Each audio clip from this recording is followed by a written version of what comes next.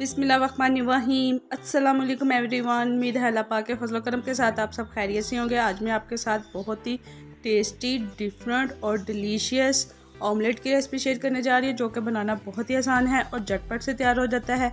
सो आपने पूरी वीडियो देखनी है ताकि कोई भी स्टेप मिस ना हो। टाइम वेस्ट किए बगैर चलते हैं इसके इंग्रेडिएंट्स की तरफ।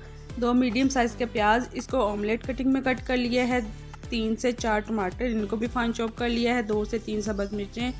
ड्राई स्पाइसेस में धनिया पाउडर हाफ़ टी स्पून, हल्दी पाउडर 1/4 टीस्पून, ज़ीरा पाउडर हाफ़ टी स्पून, लाल मिर्च का पाउडर 1/4 टीस्पून, काली मिर्च का पाउडर हाफ़ टी स्पून, नमक टेस्ट के मुताबिक। अब चलते हैं इसकी तैयारी की तरफ। एक पैन में 3 to 4 टेबलस्पून मैंने ऑयल के ऐड किए हैं। फ्लेम को मीडियम टू लो कर दिया है। ऑयल गर्म हो चुका है। अब मैं इसमें प्याज ऐड करूँगी और प्याज़ों को 2 से 3 मिनट आपने मीडियम टू लो फ्लेम पे ही फ्राई करना है। जैसे ही ये सॉफ्ट और थोड़े से गोल्डन हो जाएंगे तो मैं इसमें टमाटर ऐड कर दूँगी। 1 से 1.5 मिनट टमाटरों को फ्राई करने के बाद अब मैं इसमें ड्राई स्पाइसेस ऐड कर दूंगी और इनको भी 1 से 1.5 मिनट अच्छी तरह कुक कर लूँगी। फिर हल्का सा पानी का छींटा लगा के इसको कवर करके 2 से 3 मिनट के लिए पकने के लिए रख दूँगी।